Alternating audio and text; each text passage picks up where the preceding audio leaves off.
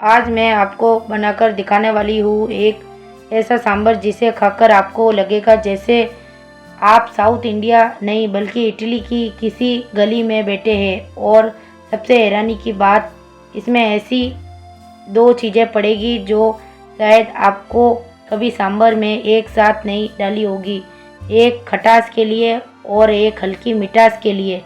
ये कॉम्बिनेशन ही है असली सीक्रेट जो सांभर का पूरा गेम बदल देता है। तो वीडियो के आखिर तक बनी रहिए, क्योंकि जब ये सांभर तैयार होकर इडली के साथ सर्व होगा तो वो आखिर टेस्ट वाला फल आपको सच में चौंका देगा।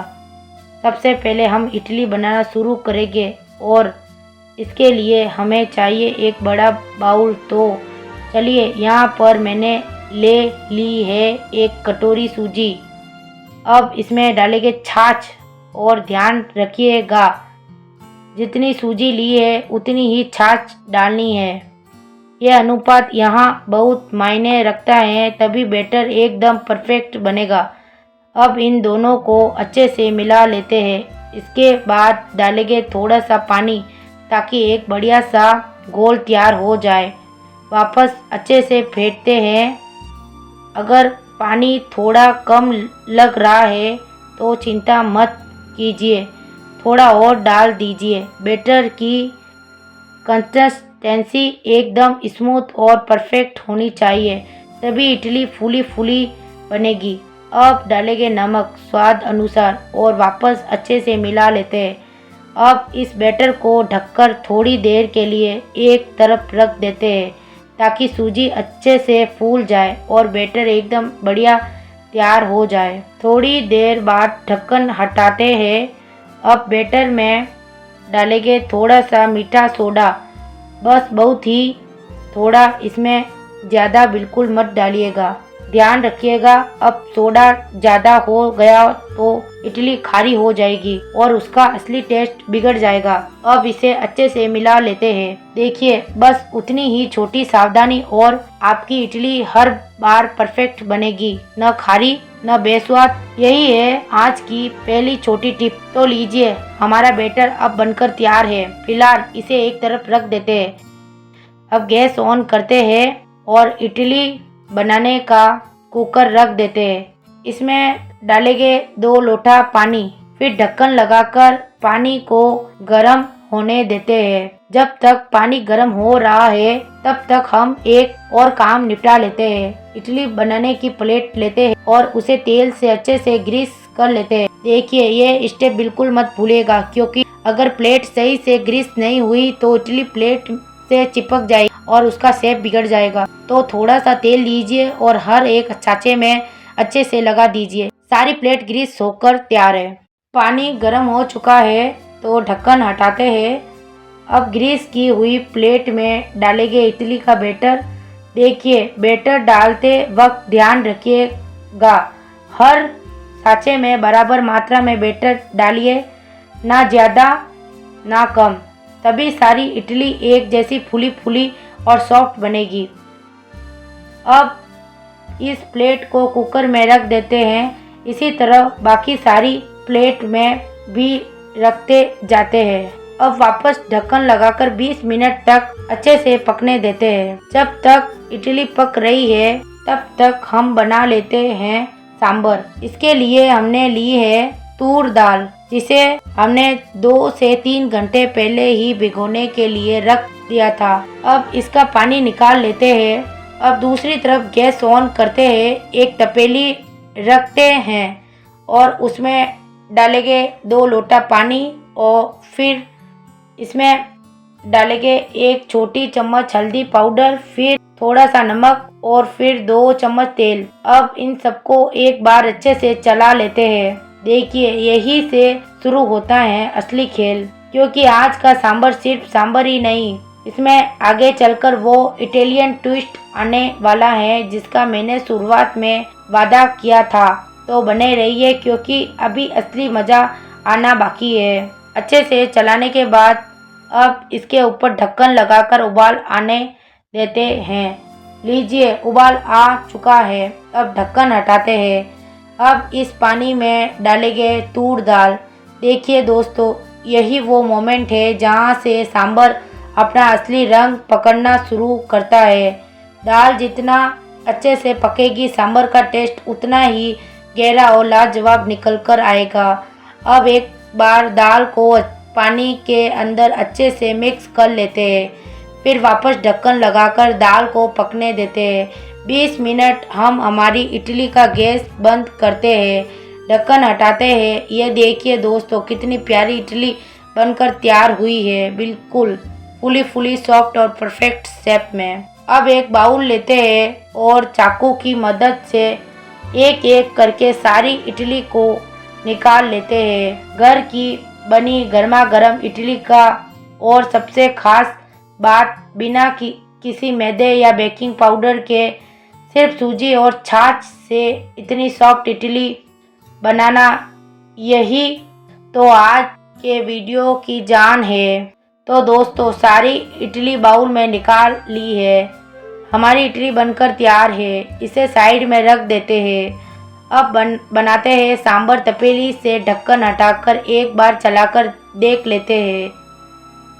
ये देखिए दोस्तों, हमारी दाल पककर तैयार है। गैस ऑफ कर लेते हैं। अब एक मथानी या फिर मिक्सर से दाल को अच्छे से फेंट लेते हैं। देखिए, यहाँ थोड़ा सा धैर्य रखना जरूरी है। दाल को अच्छे से तब तक फेंटिए जब तक वो एकदम स्मूथ और गाढ़ी न हो जाए, क्योंकि यही स्मूथनेस आगे चलकर सांभर को वो रेस्टोरेंट जैसा टेक्सचर देगी। तो जब जल्दबाजी बिल्कुल मत कीजिए, थोड़ा वक्त लीजिए। दाल अच्छे से फेंट कर तैयार है। अब गैस ऑन करते हैं, एक कढ़ाई रखते हैं और उसमें डालते हैं तेल। तेल को गरम होने देते हैं। जब तेल अच्छे से गरम हो जाए तो गैस बंद करके तेल को थोड़ा ठंडा होने देते हैं। उसके बाद डालते हैं राई। देखिए दोस्तों, राई ही है जो तड़के की असली शुरुआत करती है। अब डालते हैं जीरा।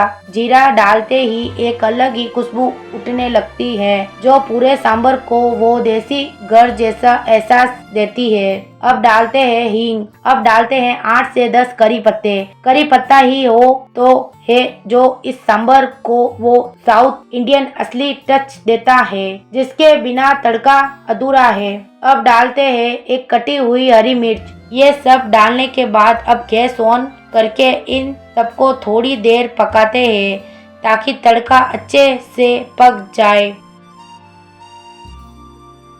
अब डालते हैं कटा हुआ प्याज। प्याज को थोड़ा भून लेते हैं।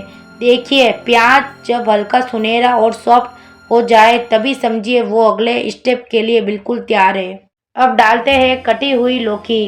इसे वापस चलाकर थोड़ी देर तक अच्छे से पकाते हैं। देखिए दोस्तों, लौकी ही है तो है जो सांभर को वो हल्कापन और नेचुरल मिठास देती है। बिना इसके सांभर असली टेस्ट अधूरा है। अब डालते हैं टमाटर। टमाटर को थोड़ी देर तक पकाते हैं। टमाटर जितना गलेगा, सांभर का रंग और खटास दोनों उतनी ही परफेक्ट निकल कर आएंगे। यही तो है सांभर की असली जान। अब डालते हैं 2 छोटी चम्मच लाल मिर्च पाउडर। फिर डालते हैं 2 छोटी चम्मच धनिया पाउडर। फिर डालते हैं 2 छोटी चम्मच हल्दी पाउडर। फिर डालते हैं स्वाद अनुसार नमक। अब इन सभी मसालों को अच्छे से मिला लेते हैं। थोड़ी देर तक ऐसे ही पकने देते हैं ताकि हर मसाला अपना पूरा फ्लेवर छोड़ दे। अब हम सांभर बना रहे हैं तो इसके अंदर डालेंगे 2 चम्मच सांभर मसाला। देखिए दोस्तों, यही है वो असली सीक्रेट जिसका मैंने शुरुआत में वादा किया था। सांभर मसाला डालते ही सांभर का स्वाद दुगना हो जाता है और यही 1 चम्मच पूरे सांभर को रेस्टोरेंट स्टाइल टेस्ट देता है। अब डालेंगे इमली का पानी। इसे हमने पहले से ही 2 से 3 घंटे भिगोकर मिक्सर ग्राइंडर में पीसकर तैयार कर लिया था और इसका सारा गुच्छा भी अलग कर दिया था।